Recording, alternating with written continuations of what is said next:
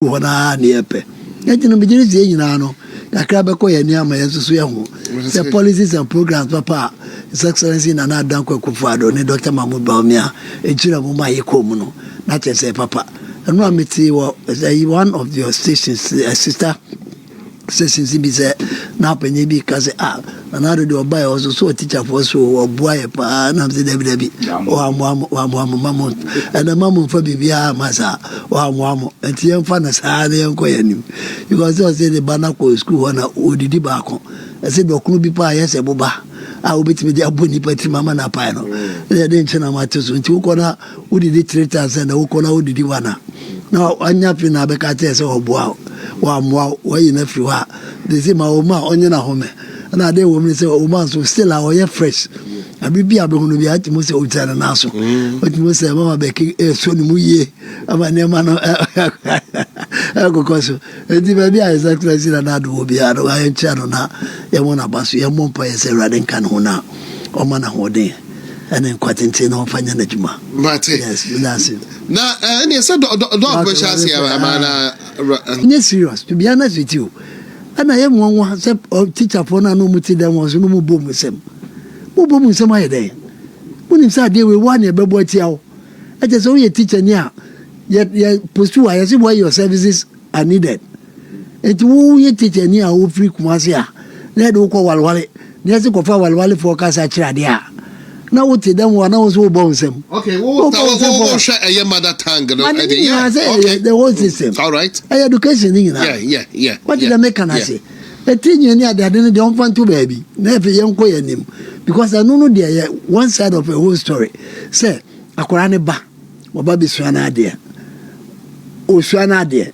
enye tinye no na be se sakoda tinye se sakoda o sakoda bi be school ne bia wono ankasa te se de na nkora ebo eti ne bia obebe school yi no no ankasa koye sa artificial hair yi bi ene ade no de twetwa so no de ba eno no de wo ye teacher ne a me de se wo kan ho asema obi enu a obeka se bi ase because wakasa wo ko booti no na wo twi bi anase na wo twi mienu bi ano wo se wo ko wose wo se wo ko yesi ni ade eno de acceptable so de make an ase ana wa ko school aba se nkoda ya wo ko holidays a ni akoye permanent ni akotwetwe ti ni ade or they back to school obetimi ahwe na akoda no watimi aye ho yie kakra na ede aba fefefe ne mom so obi ba na ni twinyi o se ni twinyi ni doso ni twinyi afruti ni tinchina wo se otwa megire se ho no wo mu ntwam yie na e fa kasa why buy a twinyi ye natural ade ya artificial ade a bo kan wa se obi any problem ne mom natural head here what is the issue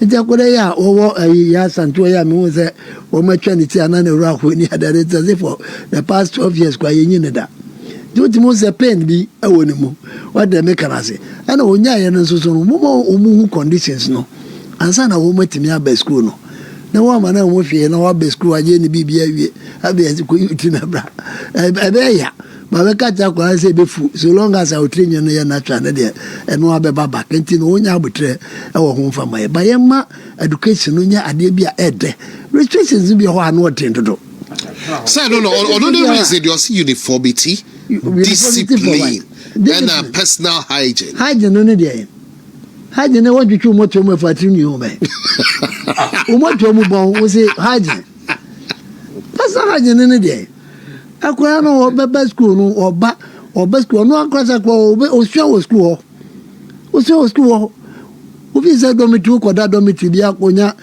first dorm prefect bi a obese so nyema basa so wo wi school no kra na ansa na ebe ma koda bi se obeye school prefect obeye dorm prefect obeye house na wo ya okoda bi a wo di no ni ansa na school no kra yetimi ama na kwa yesa ade na ntino mejiri se ho no mo ntwe ho kakra na omuma nkoda no so no abomunya ahome kakra since pressure bi betimi abasa oda no no ba bi akra na osuru eba emwa na on the issue of kasa no there utimi say Haruna wa gufu big time also oba pacho onu anti na sa communicate no free cabinet abasejo just answer ke kano ya preso china any ade it has nothing to do with discipline.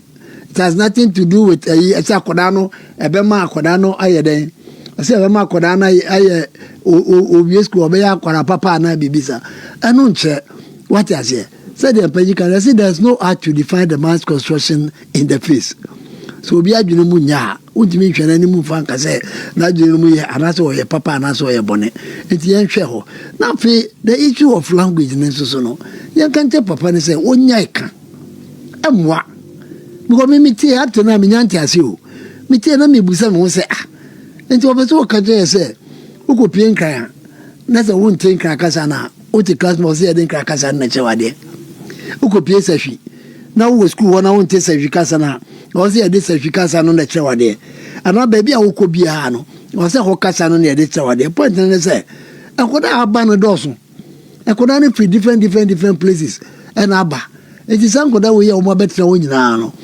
o kasa ba ko na de bechi wo mana me de den ka fa ba bi metimi atiase no ne se bia ye ka bibi na akoda na ntiase ha ye betimi de kasa no kasa bi a kire ne mu what I say but any kwa se ko ye chenchebo a chen se e wo se kasa local language no e de chena de hwe abibia na akoda bia develop a formative years no ana de ne timi kontrim what I say me papa panyi ba ko me papa ketwa ba ko o tamale na ne ba no so waka o mu sisala kasa na o be kasa o mfia sa church ba go o ka no bo because o tena ho na ade na e run the trim akura ne bebe won so e be wo mu ha a o mu free northern region kasa bi enu ho ye den ono so so oti enti na ade no e wo ho na mum no so be so cha koda no se on fiamfa kasa no say local language na nchana de a also who say education no it take time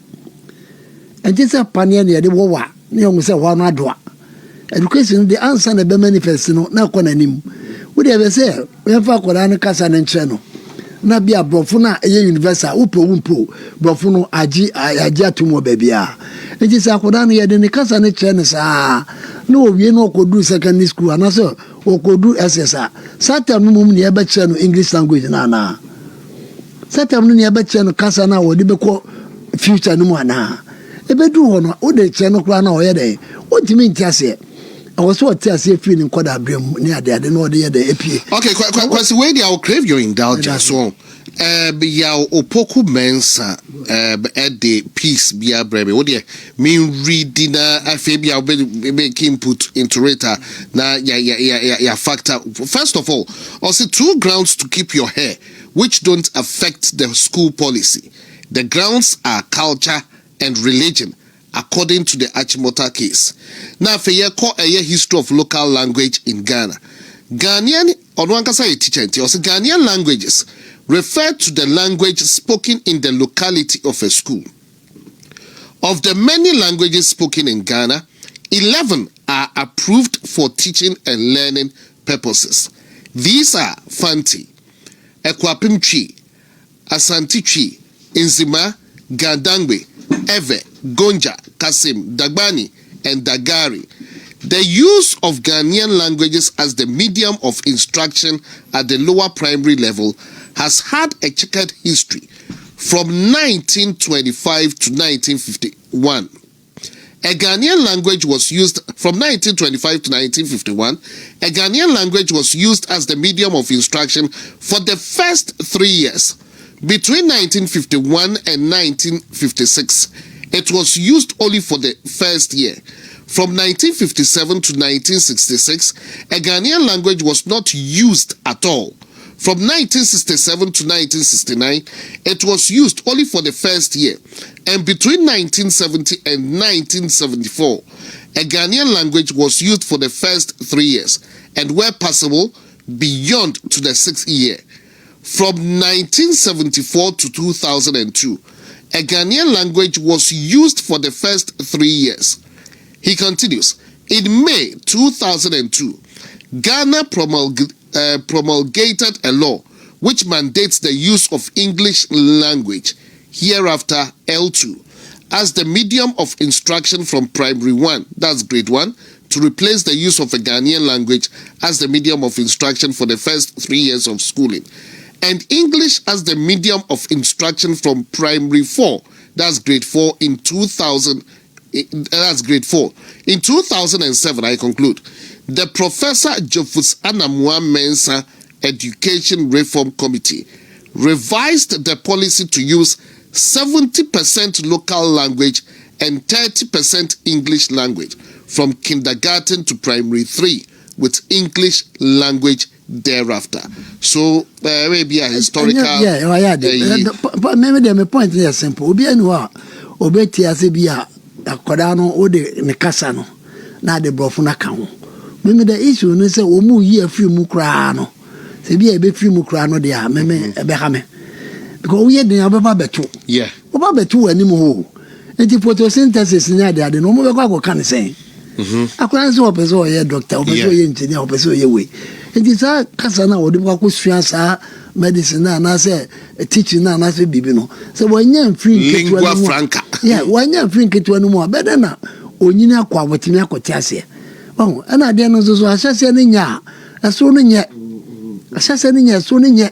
Juba ya ubeka 70 ya omu ye kura, omu ye 50-50 kura nkeye. 50-50 kura nke betimi aboa. Na koda ni sua kasa na wodi beko ne daachi mu no. Wasi sua sa kasa na eye wono. Kasa na eye wono ne de so di fifi na eba. What I say. Na mom no wo kire bibi. Na de na wo kire no, ade emu odu a. Na wo di aba ne kasa mu na ma no. Ya ti ze du ba bi onkora ne timika. Sa master we de wo kire mu twi anka metimiti ase o. Aye acceptable.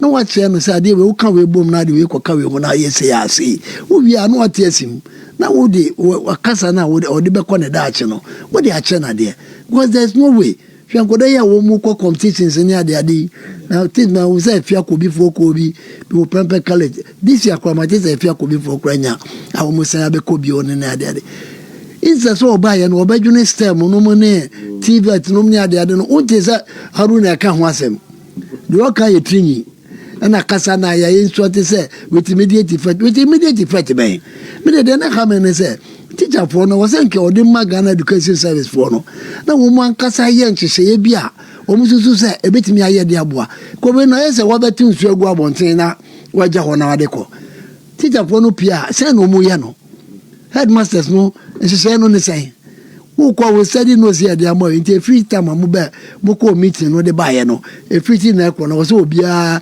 eja de wo ye na wo sha say what the language because we see immediately last time on Facebook we will lady be a post to the call north very good make I just say all lamenting kase bi o ke bi akola no ntiase akola no san so ntibofo yes e ko fo obi free classroom for our free komo eba oh na ko ba sa no say de kase you post to as a teacher you post to say where your services are needed not just say they say ekwa fa barrier bi dia ba o we are sisala ni was so ko sisala ko chewa dia we are fantini was here do confante we are nguna ni was here do kwa nguna any ade it about integration na ni pediama teacher for ni nkoda no relationship no how are we going to do that it the whole system was nka okasa ye no was nka was ni jayama Ghana Education Service mo hwe na mo nya modalities bia ebetimi aboaye na yetimi aye saade we mana yeye mo wi a mo famre ye na Ghana for so ye nwene ho na ye kama ba se de okasa ya na president Mahama so no te wono obo nisem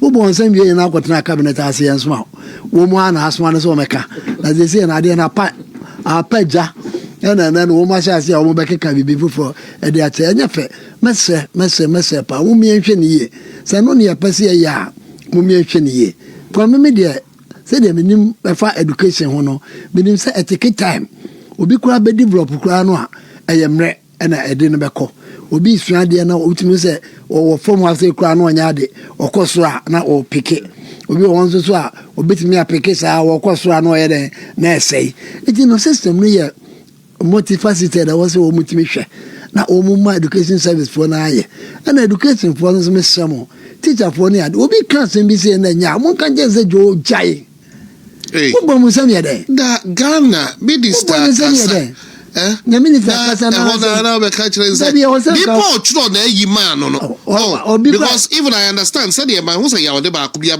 from upper primary to SHS grade English he wasn't properly briefed we are briefing ye and on was one tie ye before no kra won fa because what work no or can it say the ono na eka what I say e no say koda no be sua de a me dem se o me se mo man koda ni sua de ye ye pe omu da chi ni ye kasa no a ye brofo no utwu mutan eno na wo Ghana for ha the friends bi ha omo nya kwanya omo ko China omo ko che English teachers wo ha omo nya kwanya ne China for ya babu omo nkrata omo ko chade wo kasa be no omo ko che English wo ebinum so ha omo susu ya China kasa no ba ade a me pese me kan nyina ne say English no watintim wo ye ho hwea enye nti the earlier ye bebo modern say be chen kwada no the better for us si anya ne sa ne kwa kasa na ye mo fa kasa na anko chi wo made a ye classrooms no kra no enye se kasa kuma si anasa asante mu a wo be work classroom nya asante fo kwa ma na ti wo anambwa ana wo ko se hwinso anya se hwifo nko da nko a ye papa no me ma me no me ade wo mu tutu kwan ye wona se fo wo na me se ne obi to Ghana and ba empty local language dey because waka brofo ofie wo ma me no wo se wo encourage na at least when him kasa be mother tongue na e dey we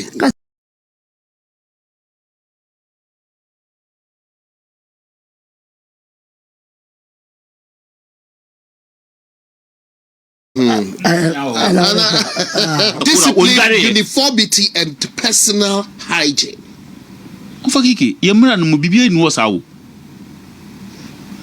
can't force it on people's your friends say, oh. Yes, I'm careful. When they force private secondary school, no abandon secondary school, challenge Caribbean, people will start going there. And then your front or madana bones, or your first bosom, I will so. Of a ye Susano, nay a buoy and sana a correct fee.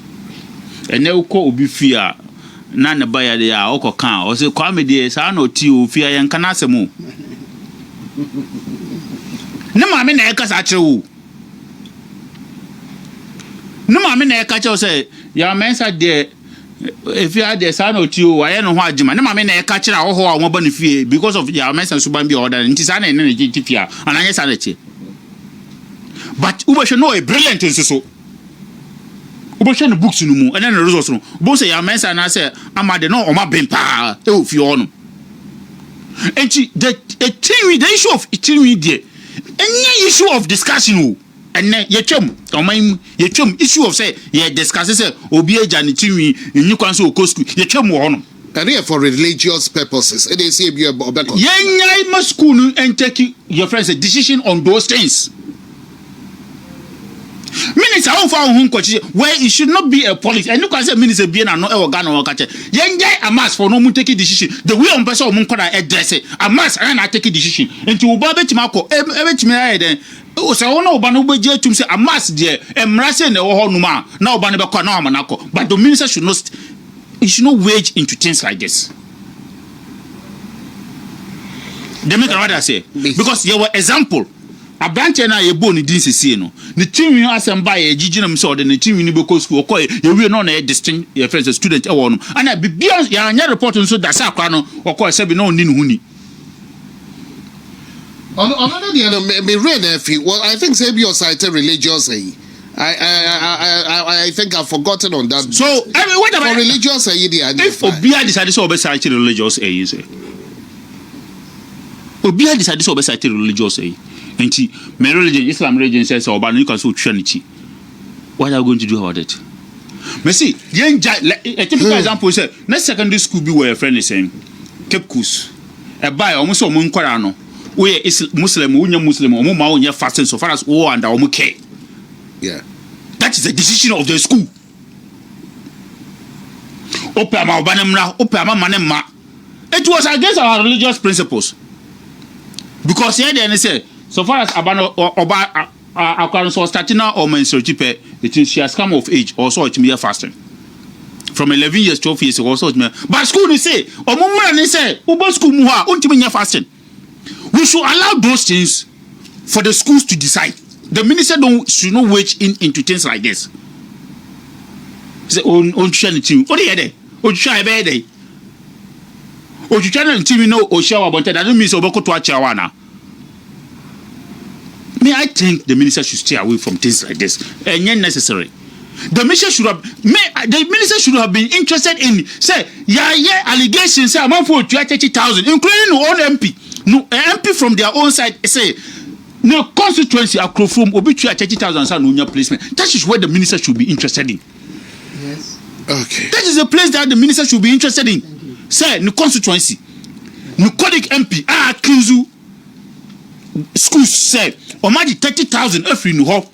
Every parent or answer and a student there enya admission to a school. Those are the things that the minister should be interested in. Because before no so no minister wa by minister no that's our allegation na ente no Ghana ha na ente free senior school but na ente say obi the 4,000 akoto your friend is saying prospectus say odi go school na ente say obi the 7,000 akoto prospectus no dey go school enne yete atra enne yeso obi try 30,000 and say na wanya admission. And that is where the minister should be interested. Let's look at all those things and see how we can solve those problems. Because any pertinent issues, not that will be I want to ban the team now. Oh, there. But Razak Abubakar. Seriously, I think that we should be looking at say allegations about for free senior school placement. And then the most important can any be a sebi by including the minister be a sebi menkasa on journey menkasa, but can any be a rational or reasonable at this material moment there? They also not drink cost pane say an allegation have been made by Onono Azuma MP our work from or NDC MP or say what you are or what you are 30,000 and say no be any placement. That is where we should you also a drink. There's an allegation that students they are struggling to eat our school. I will phone your call PTA for almost 600, 800,000 CDs. That is where we should be interested. Masa Abba Winchai Ebiolebia, Mother Tang, the area shedder briefly yard cover a honso. It's been crossover, I mean, call a year, Kwesi, and China, also the submission.